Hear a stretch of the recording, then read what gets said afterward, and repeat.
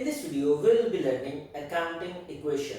So before that we begin, I would request everybody to just pause the video, go bring your neat notebooks, bring your notebook, noting pad, bring your pens, ball pens, along with the calculators. These three things you will be needing.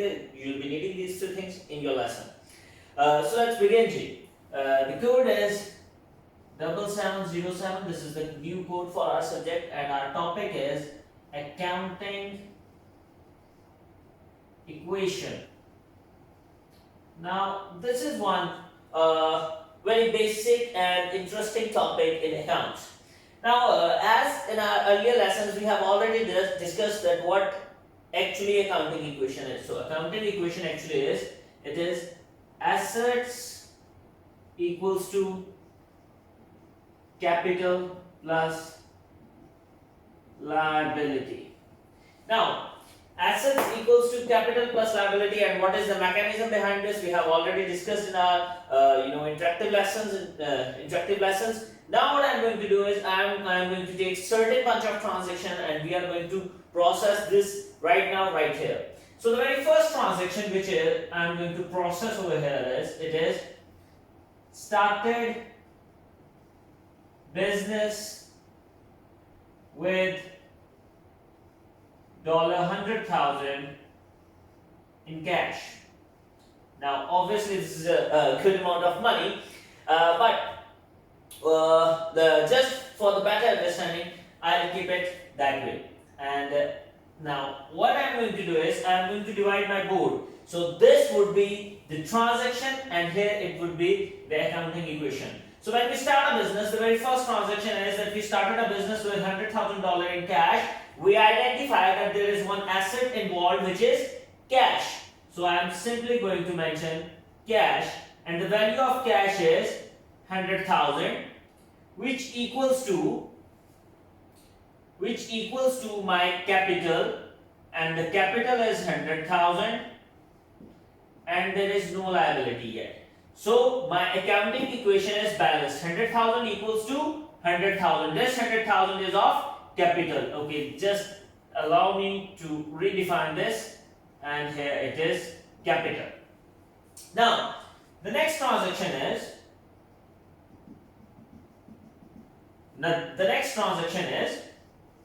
deposited $80,000 in bank. Now you see, now we have two types of assets. One is cash and the other one is introduced with the name of bank. And now what I am going to do is I am going to divide this 100,000 into two assets, 80,000 in my bank and 20,000 in cash. And after that, what do I have over here is I have capital, and the worth of my capital is still 100,000. So there is no change. I am not going to rewrite the headings over there. Now the third transaction is purchased motor vehicle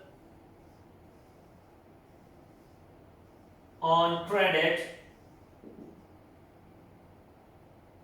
from XYZ Limited or XYZ Corporation of $2,000. Now you see, now I have addition of one more asset. I was having first cash, then bank. Now I am going to have one more asset, that is cash plus bank plus motor, or just for the sake of space I am going to write it as motor vehicle. Now what is happening is that I still have cash of $20,000, I still have bank of $80,000, and there is one more addition in my assets, which is motor vehicle of $2,000. My capital is the same, 100,000, but now one more thing, which is liability. Now I have to pay $2,000 to XYZ Limited, so I am adding one more liability over here. So you see 80 plus 20 plus 2, it is 102,000. 100 plus 2, it's 102,000. Once again, my accounting equation is balanced. Now, the fourth transaction is purchased goods from, or let's say purchased goods for $5,000 to resale that you have bought something and now you will sell this in some later time, and paid via check. Now what has happened over here is that you have purchased goods and you have paid through check.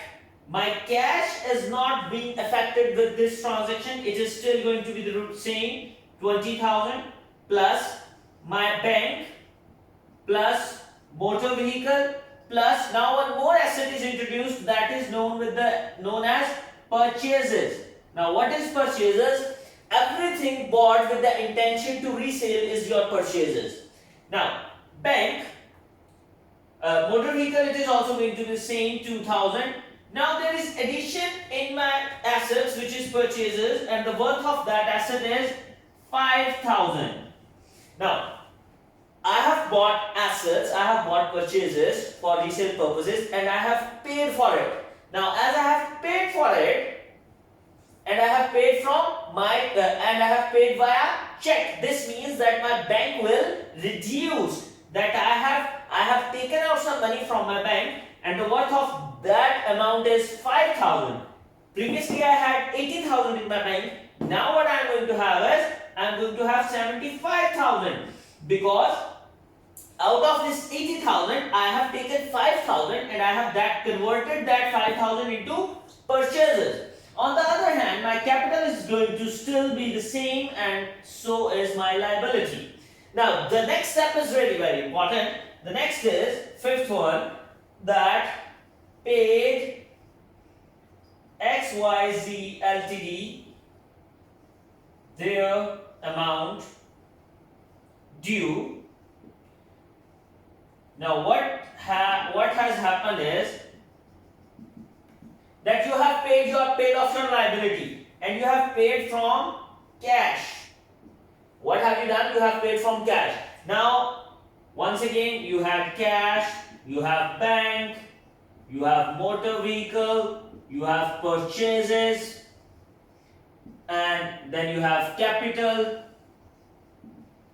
and then you have liability. Now these are all the assets you are having. Because of this transaction, as you have paid in cash, your cash will be affected and your liability of XYZ would be affected. Rest, your bank will remain the same, 75,000. Motor vehicle will remain the same, 2,000. Purchases will remain the same, 5,000. Your capital will remain the same, 1,000. But your cash, which was earlier for 20,000, as you have paid for the liability, you have taken out some cash. This 20,000 is going to reduce and this is going to be 18,000 because you have taken out 2,000. And on the other hand, your liability is going to be 0. Now you see, once again, 18 plus 75 plus 2 plus 5, this amounts to 100,000. Once again, your capital is 100,000. So the thing is, which we are learning from here is that whatever happens, our accounting equation, our assets equals to capital plus liability will always remain same. I hope this video was helpful for you.